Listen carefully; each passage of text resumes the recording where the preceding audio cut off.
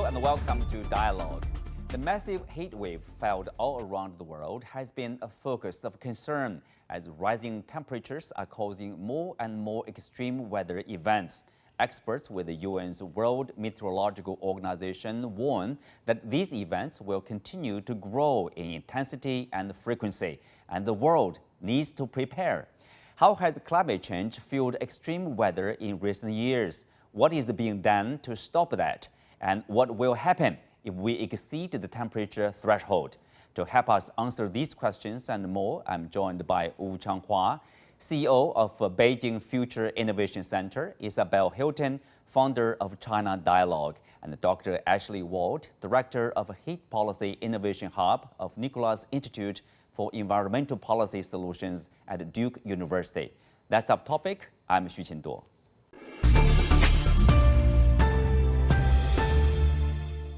Welcome to Dialogue. Changhua, I will start with you. Much of the northern hemisphere has been suffering from a severe heat wave. This summer, for example, western part of the U.S., southern part of Europe, and northern China, with many countries experiencing, also heavy rainfall and flooding, and sea surface temperatures also reached new highs. So, from your understanding, what is driving this extreme weather in so many parts of the world this year? Thank you, Qinduo. The most simplistic sort of scientific answer is that climate change is happening. That's definitely the biggest driver. And then, of course, plus the return of El Nino, which is a cyclical weather patterns of, warming period, literally. And so what we've been experiencing at this moment, particularly in the northern part of the hemisphere, because it's summertime. And so that's another factor, adding to the complexity of the issues here. So with at least three major factors coming together, that's why we are experiencing extreme weather events, more frequent, more intense, and as well as actually, if you look at the duration of the period, actually, it's definitely dragging long, much longer than we have experienced before. And I think even from scientific community, everyone is trying to interpret what is happening. I think the simple conclusion is that, particularly from a human element perspective, we are continuing to emit greenhouse gases, and so the temperature continues to rise, and the climate continues to intensify, and this has become a new normal, and we have to learn how to deal with it. In the meantime, making utmost efforts actually to reduce emissions as quickly as much as possible. Mm-hmm. Well, Isabel, preliminary data shows that, the beginning of July was the hottest week ever recorded, and the month of June was the hottest on record. So scientists are quite certain this summer will turn out to be the hottest in human history. So that, can we say, how much do we know that this situation will continue, for example, for the near future, if not long term? Next year, probably we are going to experience something also extreme weather, or probably more frequent. Well, yes. I mean, what science is telling us is that we have set in train a process which Shah has described, which produces these effects. And until we stop that underlying process or slow it down, we will just go on seeing these effects, and they will go on getting worse.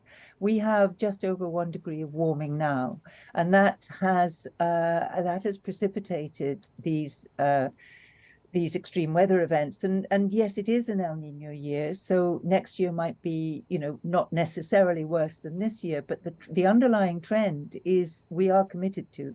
Even if we stop emitting greenhouse gases tomorrow, the process will continue because there are so many latent effects and so many compound effects.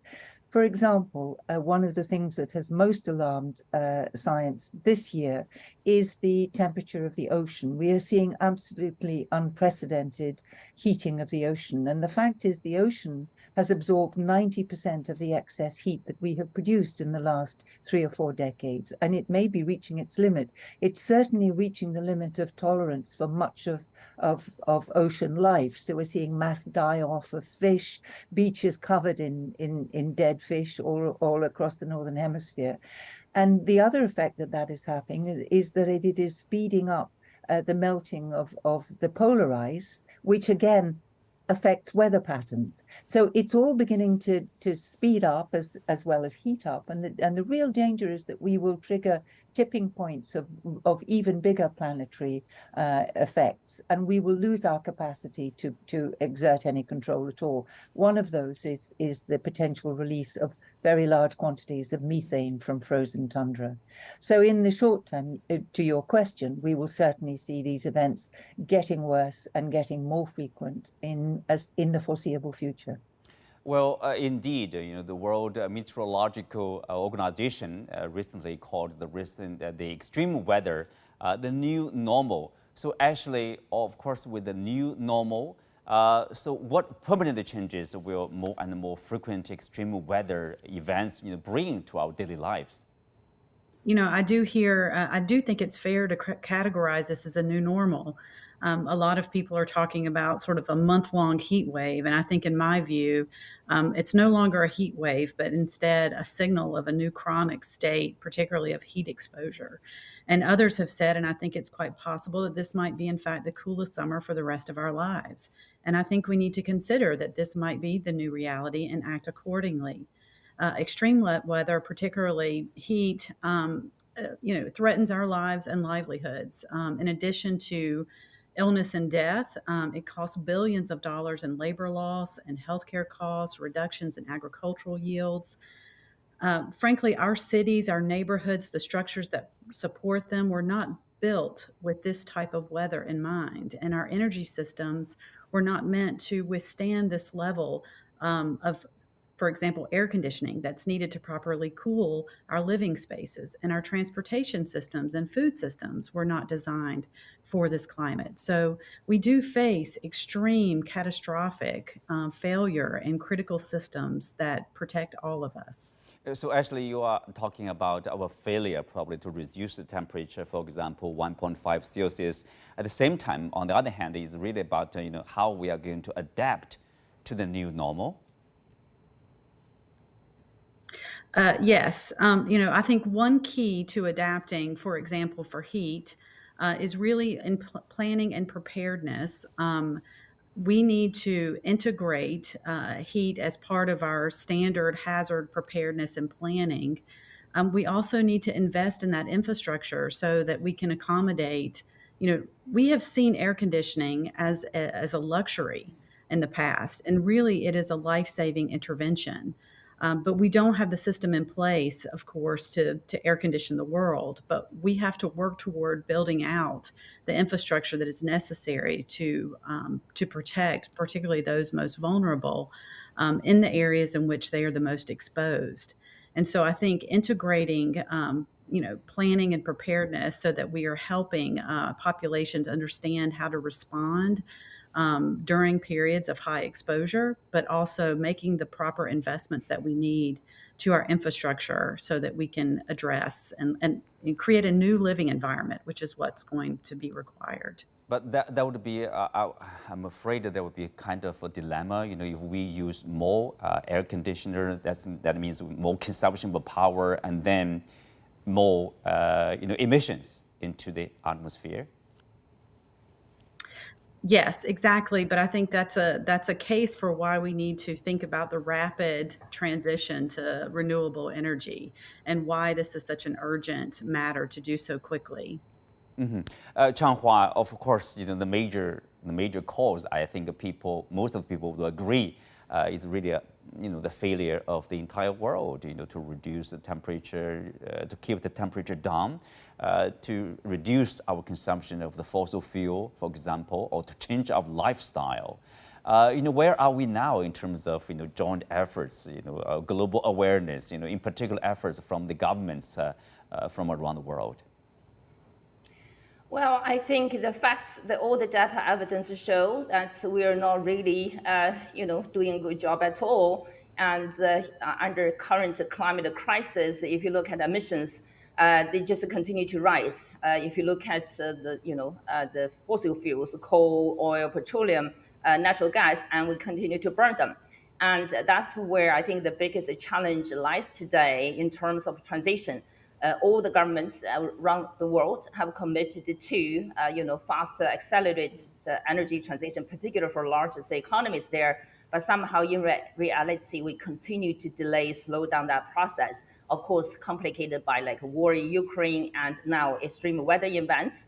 And for China in particularly, the government has to make sure to keep people cool and healthy. So we have to make sure you have enough, electricity to power the air conditioning, utilities there. And if you look at the energy structure in China today, even though we made huge progress in terms of shifting towards renewables there, but somehow coal continues to be the largest part of the the fuels for China's energy system.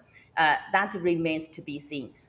Yeah, Isabel, Changhua mentioned about I think basically probably the lack of the government's action, or I would say the lack of prioritizing climate change as the top issue, partly because of the Ukraine conflict which is going on, and you also see the tensions between the U.S. and China. So security somehow is the top issue for many governments, unfortunately, instead of climate change. Now we are seeing these heat waves. Do you think there's extra urgency for the governments, for the public? We need to do something, and that should be our focus, and we should be consistent and to focus on that issue. I think you're right, but it does depend what you think security is. A stable climate has given us security for 11, 12,000 years. An unstable climate is the biggest threat, not just to human life, but to life on the planet and all the other life that human society depends on. So, if you take a comprehensive view of security, climate change ought to be the top priority. Yes. One thing the war in Ukraine did do was it delivered a political shock, particularly to Germany. And Germany reacted with astonishing speed to remove its dependency on Russian gas. And that lesson, if you like, is that these things can be done. You just need, but you do need a shock to sort of get politicians out of the short-term thinking or the complacency or let's leave it till tomorrow mindset that we have. This new normal, I agree that it's a new normal in the sense that we're not ever going back to where we were, but it's not going to be a static state. This new normal is going to go on getting worse. So it's not that we're going to stop where we are. So I think we really are in a crisis, and I hope that the extremes of weather and just the understanding of how profoundly this affects human life will finally bring this back to political priorities. Yeah, priority is a key. Isabel, let's say the planet is on track to reach the 1.5 Celsius degree average by the 2030s. But a recent report suggests there is a 66% chance the annual global average temperature will cross the line at some time in the next 5 years. So more urgency?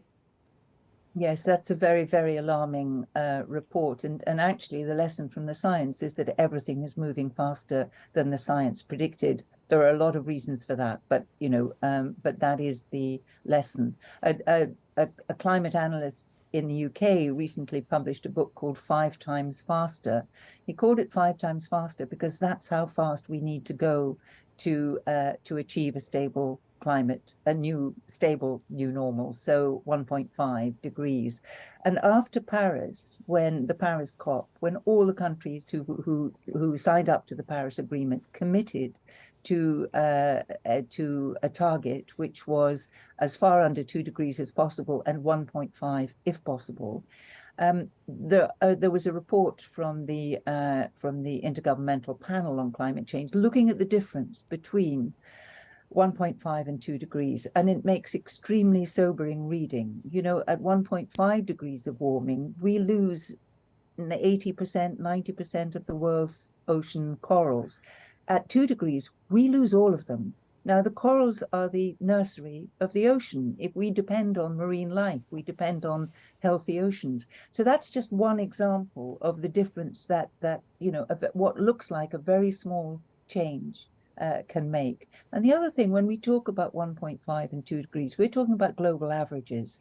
But within those average temperatures, there are hotspots. The Tibetan Plateau, for example, is a hotspot. The ice is melting there. The poles, the North and the South Poles, are hotspots. So these big planetary processes are being triggered by not just by global average temperatures, but by the uneven distribution of heat around the planet. And it's hitting places that we have depended on for climate security and climate stability. We'll actually, speak of these joint efforts from governments around the world. We are going to have this COP28 summit this year, late this year in Dubai. What's the expectation? Yes, and before I answer that question, I just want to also reiterate one of the points that my fellow panelists made, in that we are seeing in sort of spectacular fashion how we fail to respond to this adequately, and it requires that we change our systems of governance and our built environment, but also importantly our own thinking and behavior toward these events. And I really do believe that sort of our own risk perception around what is coming for us if we do not act is something that the general public has failed to grasp, and therefore failed to put pressure on decision makers and policymakers to a degree to which they feel more pressured to do what is necessary. So I do believe that component of behavioral changing our minds about this is really an important component of it. But yes, for COP. I'm really hoping this year is the first year that there will be a dedicated day to climate and health. And I think that's a wonderful addition to what's happening there. Health is often a really powerful conduit for which we can talk about these larger issues. And I hope that that is the case. I think that, the massive, sort of the results that we're seeing from the studies on, over 60,000 people having died last year in Europe from heat. I think those kinds of statistics coming out leading up to COP are very important. So I'm hoping to see that there is some progress and maybe an urgency to act among those that are there based upon the health impacts that we are seeing and really just can't escape from any longer. Changhua, we know from the Paris Agreement in 2015, China and the US, the two largest emitters, they played a very important role in agreeing with each other and to help the world reach that kind of consensus. What this time around, yes, we are seeing they are talking to each other. That's very good. John Kerry, the special envoy, was in Beijing recently, and according to what he said, their talks are productive. So can we expect that China and the US, they are going to work together to push for an agreement the world will follow? Well, that's pretty much the question of the day leading up to COP28. And honestly, I'm not very optimistic. I'm delighted to see that the two largest economies and polluters have started to coming back to the table to talk to each other. That's great progress forward already in the last year in particular, because the rest of the world doesn't want to see the world's two largest economies are head-to-head against each other, literally, right? They need to work together. Now, on the realistic side, can the two countries, play a more significant role like what they did actually back in Paris Agreement? I doubt it very much. My hope lies really the lowest at this moment on a couple of fronts. One, the geopolitics is unfolding in front of everyone because we are pretty much politicized everything, particularly the clean energy technology manufacturing, right? We need to accelerate the deployment of clean energy, but we all know climate change, new solutions requires technology, investment, market, supply chains, you name it. Somehow, particularly from the US perspective, that has been turned into a national security issue and literally cornering China as its biggest national security threat. So China's sort of achievements, leadership in the clean energy technology manufacturing has been literally coined into something called the national security choke point on the US side. So from that perspective, I do not have much hope at all to change. The two countries suddenly say, yeah, let's really work together on technology, supply chain, whatever. Now, from the international process, the COP28 is literally finally the stock-taking year, right? And I think the world community needs to come together each country that have signed up actually to the Paris Agreement needs to put the numbers, data, evidence on the table to see what the progresses have been made and what gaps that remain. And very importantly, we need to figure out actually how we need to work together in order to bridge those gaps, and particularly collaboratively and cooperatively on the substance, rather than just talking, say climate change is important, the crisis here, whatever. We need to look at the details, look at the technology innovation, and look at the R&D, look at the supply chain, look at the investment, the financing, trade, market, you name it. If barriers at that level are not addressed, whatever the US and China will talk about at a super high level there, say, yeah, we agree that the climate change is a crisis and the largest economies need to take on the responsibilities. But in reality, that would not address anything at all. That's going to be the biggest failure if the two countries continue to remain their conversation or keep their conversation at that level. That's going to be really disappointing. So, Changhua, are you saying that climate change is not the priority of the priorities of the U.S. or China?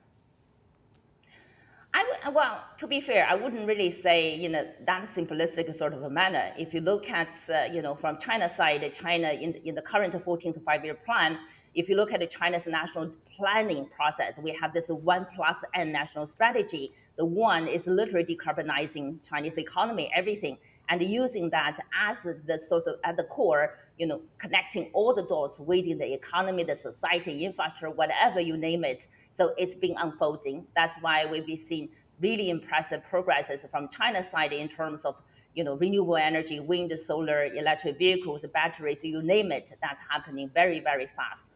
Now, from the US side, particularly the Inflation Reduction Act that adopted last year also marks a major historic step forward, meaning the US is elevating its domestic efforts, pulling its industrial elements together to catch up, right? So from the energy transition perspective, that's really fascinating. That's a reflection of how climate change has been elevated to the very top level of political agenda.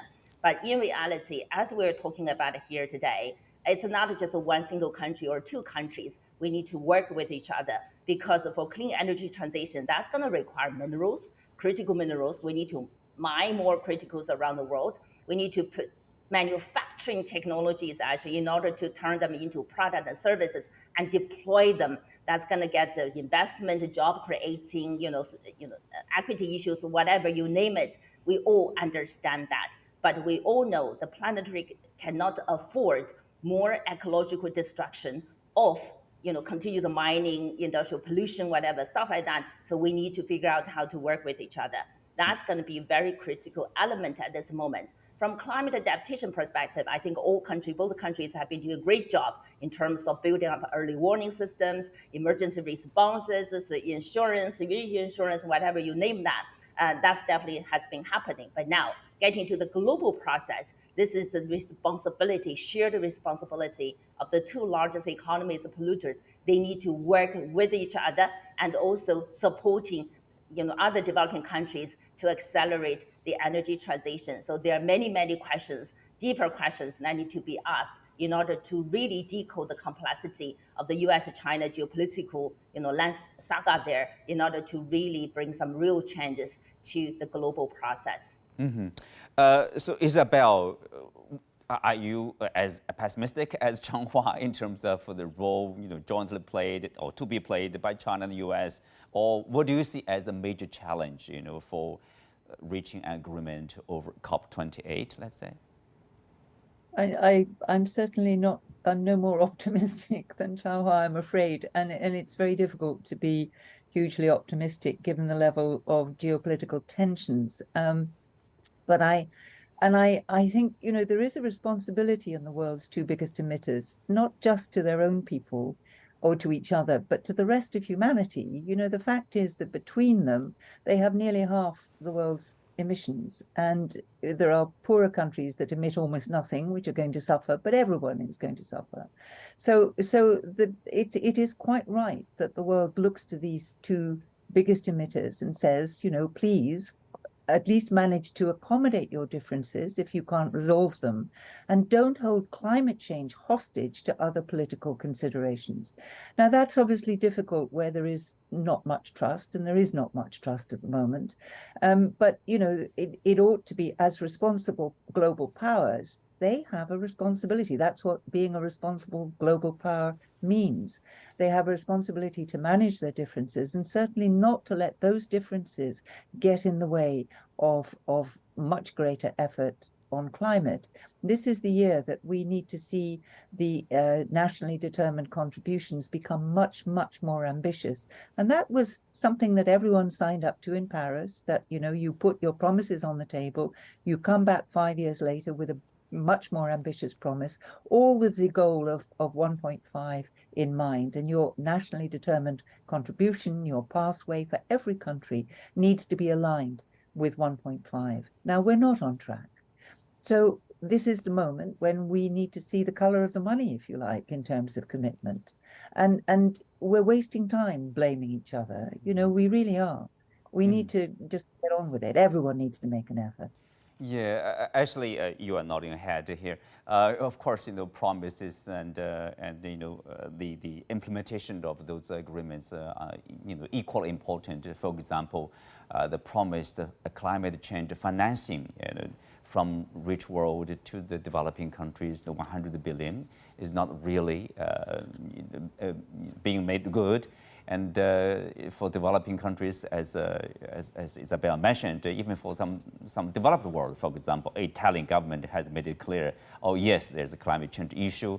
We need to take policies, take measures, but the measures must be gradual, and so the economy won't be affected. And how to deal with, you know, people's concerns? Probably they are also justified in a sense. Yeah, I think it's fair. And I think, you know, one of my concerns going into COP is, and it's not a new thing, but the strong presence of the fossil fuel industry at COP is always a concern, in the sense that, you know, all of the things that my fellow panelists have laid out are must-dos, right?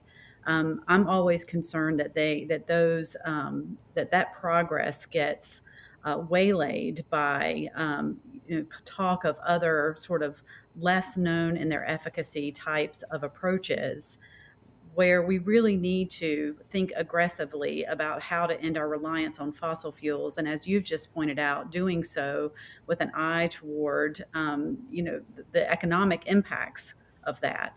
And I definitely think that particularly when we talk about challenges for developing world countries, you know, we must think about and talk about and develop innovative funding and financing models to assist developing nations in how they are building out a clean energy infrastructure. I mean, I believe, and this, you know, maybe this is the most optimistic view, that there is great interest and desire among leadership to take part in this transition. However, the mechanism for funding and financing for those activities remains a challenge.